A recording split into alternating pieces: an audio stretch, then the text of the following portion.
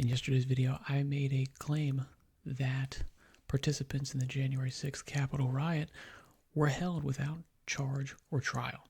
I was wrong. Now, let me be clear, I actually don't know if I'm wrong. I have not gone through the thousands of cases. I have certainly not looked at all the FBI reports. I do not know whether or not that is actually the case.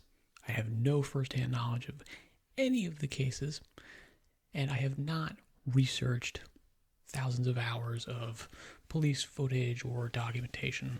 I have no idea. But I can't name anyone for whom this happened. So I'm happy to say I'm wrong. I'm happy to say that that statement was made in error, and if it was misleading and you believed me, I apologize. I don't know if I'm wrong. I really don't. I have no idea. This is not this is not me trying to obfuscate my horrible misleading statements. I just straight up don't know. I'm going to be honest here. I cannot prove a negative. I don't know that this didn't happen.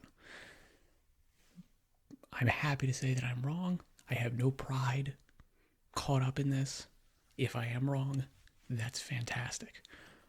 But no one has given me substantive proof that I was wrong. I just can't categorically give someone else a name that says, oh yeah, hey, this is the person that was held without charge or trial. Yeah. Entirely possible that that never happened. I'm happy if that's the case. The reason that this claim bugged me and that I'm making a video about it is not so much that I'm ashamed that I'm wrong. Although, yes, perhaps I did make a statement in error. I apologize for being human. It's a failing that I'm working on, I'll be honest. But the thing that actually bugged me about this was, why would you jump on that? Perhaps the technical truth of the statement was incorrect. And again, I'll assume that that's the case. I'll assume that I'm wrong. When I said it, it didn't feel wrong. Like, just the general intuition is, I don't think that it's impossible that people that were treated, and I believe in some cases designated as like terrorists, again, I could be wrong, but certainly I do remember that being discussed, like January 6ers were terrorists. I remember that being bandied about quite liberally at the time. So, do I think it's impossible that the U.S. government has held terrorists without charge or trial? Again, I don't know if that's true, but I wouldn't be surprised if some people who were being held at Guantanamo Bay were not being given the fullest extent of beautiful, wonderful American legal treatment. So it doesn't seem within the realm of total impossibility that some January 6ers were held illegally without charge or trial for, longer than the minimum mandatory sentencing deadline. Like, okay, we can keep someone in holding for 48 hours, 72 hours, 24 hours, whatever it is, and without any kind of charge, and it's totally fine and legal, which seems kind of suspicious, but that's the legal standard. Okay, fine. Technically, if I wanted to be correct, all I would have to do is show that one person was held for 72 hours and 1 minute, or 24 hours and 1 minute, and then immediately released, full pardon, nothing, oh, sorry.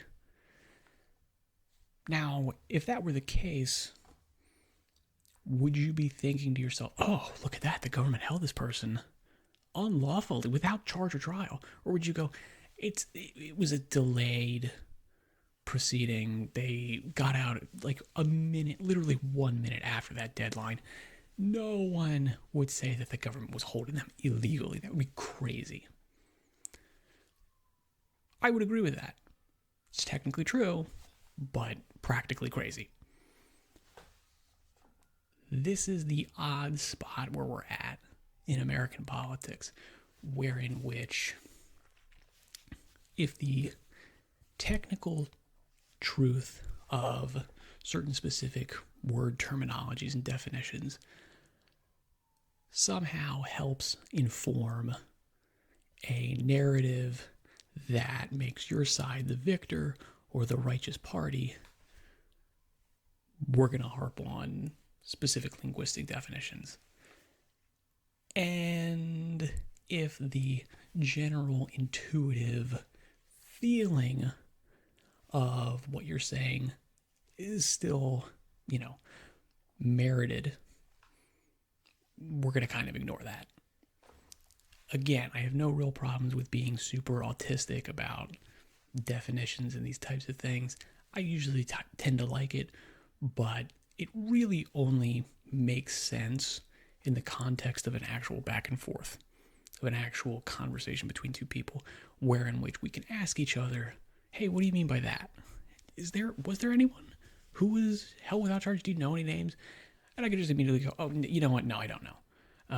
Where did you get that? I feel like I heard it in a podcast, but you know what? Now that I'm thinking about it, let me try to look it up. And I did try to look it up, and I couldn't find it. It's entirely possible I straight up dreamed it. It's entirely possible that it was a total hallucination and has no bearing and no foundation in reality. Totally possible, right?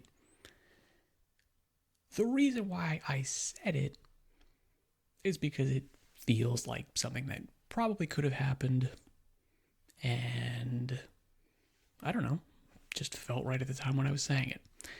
If there was someone right next to me and they were on the other side of the issue, they would be totally justified in saying, where the hell are you getting that? You're just making that up. And it's entirely possible I go, oh yeah, sorry. Yeah. Well, okay, I mean, there were some people that were like held without bond for misdemeanors, super duper lesser charges like trespassing. And they were held in like solitary confinement if they were judged a potential flight risk. That happened. There's articles. Elizabeth Warren was the person who actually like decried the conditions of putting these people in protective housing, which is essentially solitary confinement, which, according to many people, is basically psychological torture. That happened, yeah. And then there's certainly many cases of people being given sentences that seem to be completely disconnected from reality and all previous sentencing. One example of this would be Enrique Tarrio, who is, I think, probably the most high-profile pardon or commutation of the sentence that Trump did yesterday or 2 days ago, which was basically he got, I think, and again, forgive me if my numbers are wrong, 22 years in prison, even though he was not present at the riot. I don't even think he was in D.C. at the time, but because he was connected to the Proud Boys, he was given a huge, giant, massive sentence, and now he's free, as far as I know. That seems like a crazy sentence for someone who was not involved with this. Now, maybe, I don't know I don't know the exact details of this case. Please let me know in the comments how and why I'm wrong, and what horrible crimes he committed to merit 22 years in, I'm assuming, federal prison. The few people whose crimes I did look up did seem to be fairly minor, and their sentences were also, in general, fairly minor. I will also admit that the pardons, I'm not a huge fan of the blanket pardon. I don't really love it.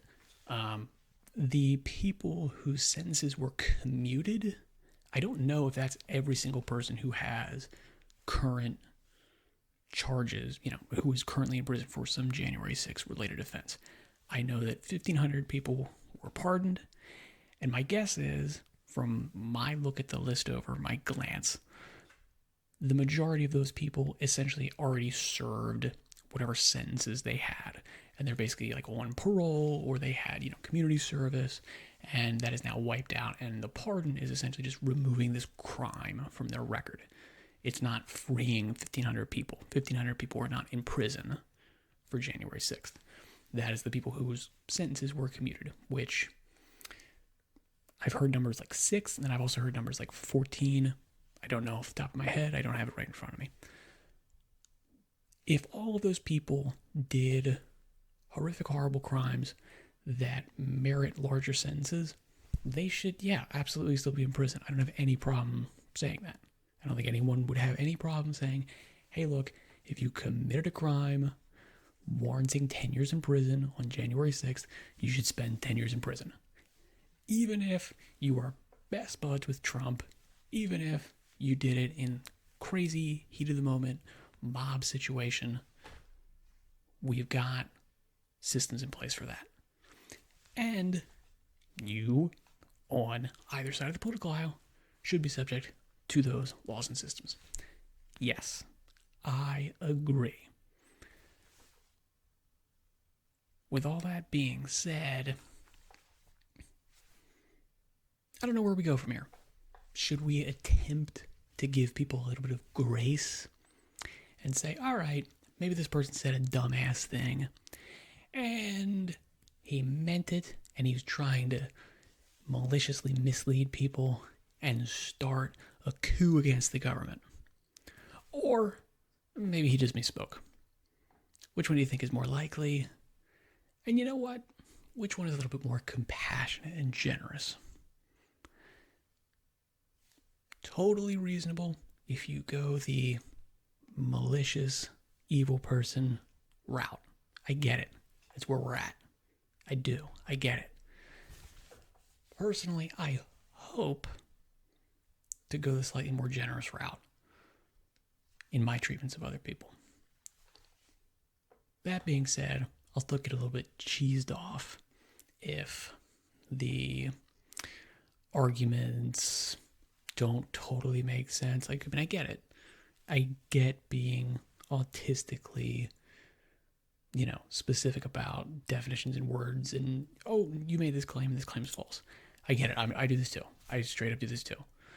So no shade or shame for doing that. I just don't know if it merits a freak out. All right, well, with that being said, good luck in all your endeavors. Thank you for your time and attention, and I shall say farewell for now.